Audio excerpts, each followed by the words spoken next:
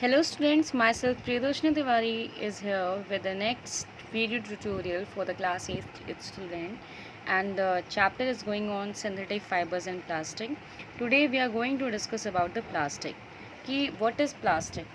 So to begin with this chapter, first of all I want to tell you कि plastic होता क्या है कि अगर आप अपनी आंखें खोलो और आसपास के सारी चीज़ों को देखो तो ऑलमोस्ट आपकी जो 75% चीज़ें होंगी वो प्लास्टिक की बनी हुई होंगी। चाहे वो आपकी प्लास्टिक की बॉटल हो, चाहे आपके पेन्स हो, चाहे आपका चार्जर हो, चाहे आपका लैपटॉप हो, चाहे आपका मोबाइल फ़ोन हो, all these are made up of the plastic. So what is this plastic means, अगर हम देखें तो ये प्लास्टिक जो है एक ग्रीक वर्ड से मिलकर बना है जिसका मतलब होता है प्लास्टिकोस, और इसका मतलब होता है फिट फॉर माउल्डिंग। मतलब इसको हम किसी भी तरह से मोड़ के तोड़ के और कुछ भी जो है बना सकते हैं। We can make various types of thing with the help of this by moulding it. तो एक अगर हम जेन्युइन वे में कहें तो ये जो प्लास्टिक होता है पॉलीमर होता है सिंथेटिक फाइबर्स का, और जितने भी प्लास्टिक्स होते हैं उसमें स्पेशल टाइप का अरेंजमेंट होता है। जैसे कि हमें पता है प्लास्टिक्स क्या है, पॉलीमर है, तो इसमें स्पेशल टाइप का अरेंजमेंट होता है और ये वो लीनियर हो सकता है और ब्रांचिंग। लीनियर मतलब एक से दूसरा जो है लिंक्ड है, और वो जो लिंक है वो एक लीनियर पैटर्न बना रहा है, मतलब सीधी रेखा में एक दूसरे से जुड़े हुए हैं। ब्रांचिंग मतलब उसमें क्या होता है कि जो एक आपका लीनियर पैटर्न है वो फिर भी किसी से जुड़ा हो, जो उसकी जो ब्रांचिंग है उसमें कई सारी ब्रांचेस आ गए हैं तो उसे हम लोग कहेंगे ब्रांच। ठीक है, उसमें जो एक मॉलिक्यूल का कनेक्शन होता है लीनियर में केवल दो से होता है, एक नियर बाय दो, लेकिन जो ब्रांचिंग में होता है वो कई एक से ज़्यादा यानी चार से हो सकता है, आठ और दो तीन से हो सकता है, मतलब एक से दो से ज़्यादा से होता है। तो ये होता है ब्रांचिंग में। अब हम लोग बात करते हैं कि जो प्लास्टिक होता है, तो ये प्लास्टिक है, इसको हम लोग किसी भी तरह से मोल्ड कर सकते हैं। जैसे हमने पता है का पहले ही बताया था कि प्लास्टिक मतलब होता है प्लास्टिकोस, जिसका मतलब होता है फिट फॉर मोल्डिंग। मतलब किसी भी तरह इसमें मैलेबिलिटी की प्रॉपर्टी होती है और प्लास्टिसिटी की होती है, जिसकी वजह से हम इसको किसी भी तरह से मोल्ड कर सकते हैं, किसी तरह से प्रेस कर सकते हैं, और प्रेस करने के बाद हमको डिफरेंट तरह के प्रोडक्ट्स बना सकते हैं। जैसे आप देखते हैं फिल्म, फाइबर, आपके प्लेट्स होते हैं, बॉक्सेस होते हैं, ये सब किसके बने हुए होते हैं? सब प्लास्टिक के होते हैं, due to its property of fit for moulding. Next we are going to discuss कि प्लास्टिक की कैरेक्टरिस्टिक्स क्या होती हैं। तो अगर हम देखें तो प्लास्टिक की बहुत सारे कैरेक्टरिस्टिक्स होते हैं। जैसे कि इसमें स्ट्रेंथ, अगर हम देखें तो ये काफ़ी हल्का होता है। आप एक पॉलीथीन को देख रहे हो, वो काफ़ी हल्की होती है, उसमें स्ट्रेंथ जो होती है वो काफ़ी ज़्यादा होती है। और ड्यूरेबिलिटी की बात करें तो ये काफ़ी ड्यूरेबल होते हैं, और इनको हम किसी भी शेप में जो है माउल्ड कर सकते हैं, किसी भी शेप में। जैसे इसी तरह के डिफरेंट टॉयज़ जो होते हैं, बॉटल्स होती हैं, वो किसकी बनी हुई होती हैं? प्लास्टिक की। ये पुअर कंडक्टर होते हैं हीट के और इलेक्ट्रिसिटी के, इसीलिए आप देखो जो आपके इंसुलेटर्स होते हैं वो जनरली प्लास्टिक के बने हुए होते हैं। जब आप देखो स्क्रू ड्राइवर को देखो तो उसका पीछे वाला पार्ट जो होता है वो प्लास्टिक का बना होता है। क्यों? क्योंकि वो इंसुलेटर होते हैं हीट के, और इसीलिए आपके देखो जो आपके जो आपके किचन यूटेंसिल्स होते हैं, जैसे आपका कुकर हो गया, तो कुकर के पीछे का जो हैंडल होता है वो प्लास्टिक से ही बना हुआ होता है। आपके स्विच बोर्ड होते हैं वो भी आपके किसके बने हुए होते हैं? प्लास्टिक के ही। फिर हम बात करते हैं कि इनकी ये कॉस्टली हैं कि नहीं। तो अगर हम देखें तो ये जितने हम के अदर मटेरियल्स होते हैं उनके कंपैरिजन में इनकी ये काफ़ी इनएक्सपेंसिव होते हैं, और इनका यूज़ जो होता है वो काफ़ी जगह होता है। और हम इनकी बात करें कि मॉइस्चर को केमिकल से इनकी रिएक्टिविटी कैसी होती है, तो ऑलमोस्ट नील होती है, ये नॉन रिएक्टिव होते हैं। इसीलिए देखो जब हम प्लास्टिक की में पानी रखते हैं, प्लास्टिक की बॉटल में, तो कोई रिएक्शन नहीं होता है ना, लेकिन अगर हम लोहे की बाल्टी में पानी रखते हैं तो उसमें रिएक्शन हो जाता है, क्योंकि वो रिएक्टिव होती है। ठीक, इसीलिए हम लोग जनरली जो होते हैं अपने यूजिंग यूटेंसिल्स जो होते हैं वो प्लास्टिक के ही यूज़ करते हैं। और ये भी केमिकल्स जो होते हैं वो केमिकल्स में इनकी रिएक्टिविटी कम होती है, इसी वजह से आप देखो जनरली जो आपके मेडिसिन्स होती हैं, मेडिकल में यूज़ होने वाले इंस्ट्रूमेंट्स होते हैं, वो प्लास्टिक के ही बने हुए होते हैं। फिर हम बात करते हैं कि यूज़ क्या होता है प्लास्टिक्स का। तो प्लास्टिक जो होते हैं वो वेरियस पर्पज़ के लिए यूज़ होते हैं, चाहे वो आपका सूटकेस बनाने के लिए, बैग बनाने के लिए, cabinet, brush, chairs, disposal cups, आपके जितनी शादी ब्याह में आप डिस्पोजल्स यूज़ करते हो सब किसके बने हुए होते हैं, प्लास्टिक के। और जो पॉलीथीन होता है ये प्लास्टिक होता है जो कि पॉलीथीन बैग्स को बनाने के लिए यूज़ होता है। Polyethylene is a plastic that is made for using the polythene bags. अब हम बात करते हैं कि प्लास्टिक, जिससे इनकी हमने बताया था पहले भी कि इनकी जो प्रॉपर्टी होती है प्लास्टिक की कि किसी भी तरह से माउल्ड हो जाते हैं, और कुछ प्लास्टिक होते हैं नहीं भी माउल्ड होते हैं। तो उन्हीं की इस प्रॉपर्टी के बेस इस प्लास्टिक्स को दो पार्ट्स में क्लासीफाई किया गया है। एक होता है थर्मोप्लास्टिक, इन्हें हम थर्मोप्लास्ट भी बोलते हैं। दूसरे होते हैं थर्मोसेटिंग प्लास्टिक, जिसमें वो थर्मोसेट्स भी बोलते हैं। तो जो आपके थर्मोप्लास्टिक होते हैं तो ये ऐसे प्लास्टिक होते हैं जिनको अगर हम ज़्यादा हीट कर दें तो ये क्या होता है, अपने शेप को डिफ़ॉर्म कर जाते हैं।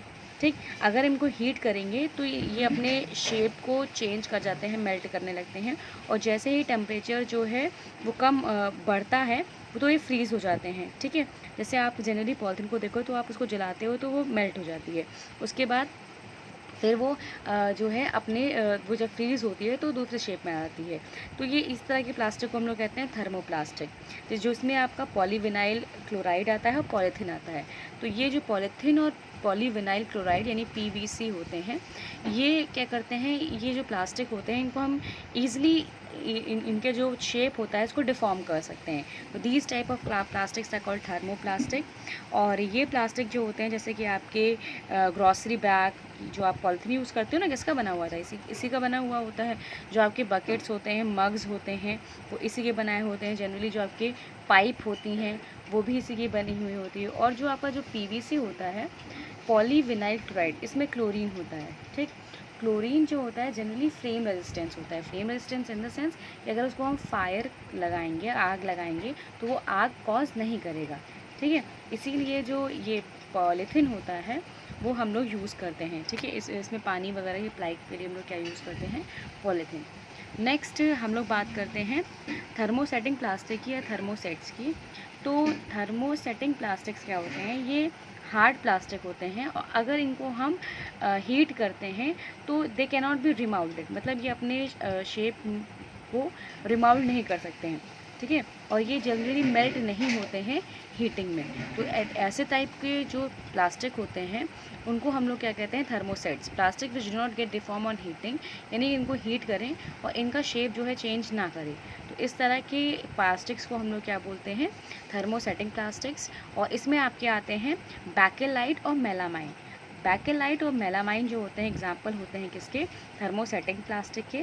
बैकेलाइट जो होता है वो पुअर कंडक्टर होता है हीट ऑफ इलेक्ट्रिसिटी का। तो इसीलिए जो इलेक्ट्रिकल स्विचेस होते हैं वो जनरली किसके बने हुए होते हैं, बैकेलाइट का।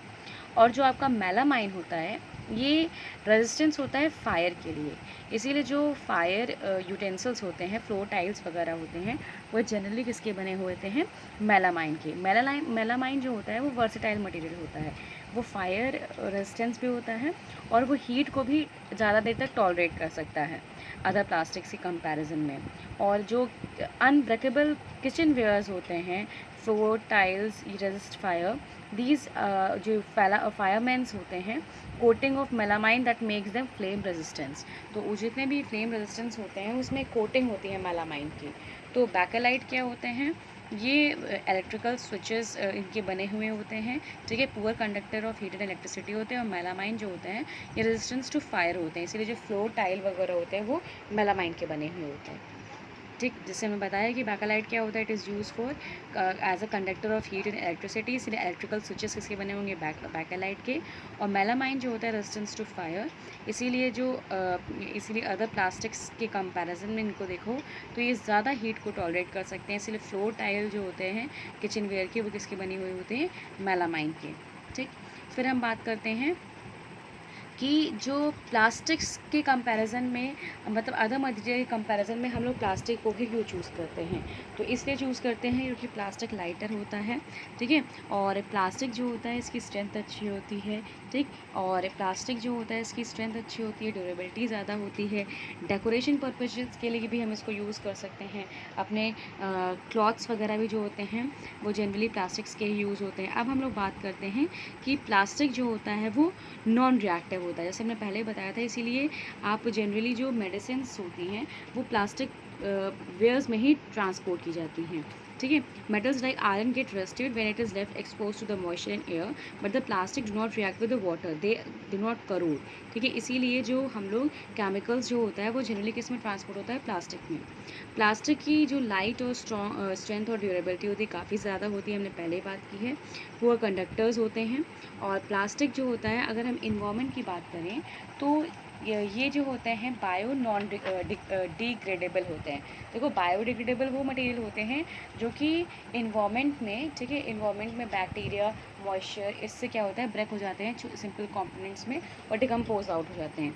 लेकिन वो मटेरियल जिस पे इन्वायरमेंट फैक्टर का कोई भी रोल प्ले नहीं होता, ठीक है, they can not be decompose, these are called as non biodegradable material. और जो आपके प्लास्टिक होते हैं वो जनरली नॉन बायोडिग्रेडेबल मटेरियल होते हैं। जैसे पील्स और वेजिटेबल्स हैं, ये क्या हैं आपके, ये हैं बायोडिग्रेडेबल मटेरियल। पेपर जो है बायोडिग्रेडेबल मटेरियल। और वुलन क्लोथ्स वो दिए हैं बायोडिग्रेडेबल मटेरियल। मट जो आपके प्लास्टिक बैग्स होते हैं, एलुमिनियम होते हैं, ये सब क्या होते हैं, नॉन बायोडिग्रेडेबल मटेरियल। तो आज ये तो चैप्टर हमने पूरे डिटेल में स्टडी कर ली।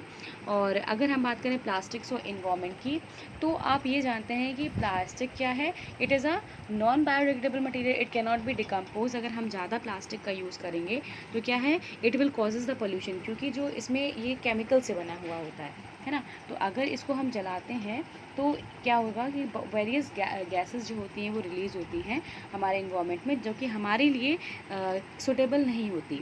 इसीलिए जो प्लास्टिक होता है इसका यूज़ हमें कम से कम करना चाहिए। अभी तो गवर्नमेंट ऑफ इंडिया ने एक एक्ट किया था कि use of plastic should be ban, लेकिन ऐसा भी हो नहीं पाया है।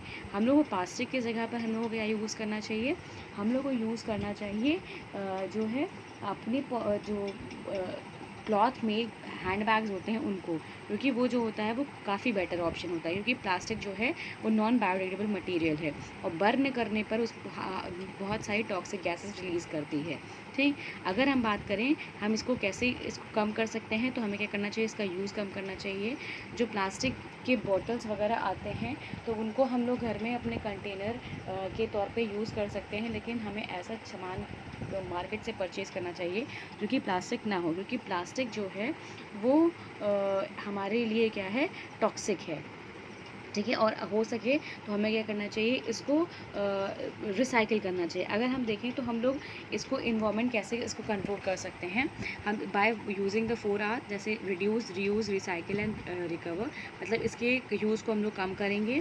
ठीक है। अगर हमारे पास है उसको तो हम लोग बार बार यूज़ कर सकते हैं। जैसे प्लास्टिक के डिब्बे हैं उनको इन्वायरमेंट में फेंकने से अच्छा, जलाने से अच्छा क्या है, उसमें हम सामान रखें, जैसे दाल चावल जो आपके नॉन रिएक्टिव मटेरियल्स हैं उनको हम लोग यूज़ कर सकते हैं। रिसाइकलिंग मतलब हम उसको इन्वायरमेंट में जो आपका जैसे कि दो तरह के डिब्बे होते हैं, ठीक है, म्यूनिसिपैलिटीज़ जो होती है दो तरह के डिब्बों को रखती हैं, एक होता है ब्लू, एक होता है ग्रीन। तो हम लोग को ब्लू वाले में डालना चाहिए ताकि इनको रिसाइकिल किया जा सके। और रिकवर मतलब हमको इनके जो यूज़ है, ठीक है, उसको कम करना चाहिए ताकि हमारे इन्वायरमेंट में इसका कोई इम्पैक्ट ना हो। ठीक। तो हमको ऐसे इन्वायरमेंट फ्रेंडली एक्टिविटीज़ को डेवलप करना चाहिए। लास्ट है कि प्लास्टिक और इन्वायरमेंट के बीच में, तो हमें प्लास्टिक को इन्वायरमेंट में नहीं थ्रो करना चाहिए, फिर जलाना नहीं चाहिए। We should try to carry out the bags that are made up of jute while going to the shopping. Try to minimize the use of the plastic materials and we should use the steel lunch box, क्योंकि वो जो है हमारे food item को drought कर सकता है, इसीलिए हमें क्या यूज़ करना चाहिए, स्टील के लंच बॉक्स यूज़ करना चाहिए। These are the 3 words that you have studied in this chapter. Students, hope you have got all the content which I have taught to you. If you have any problem, you can ask me questions. Thank you, students.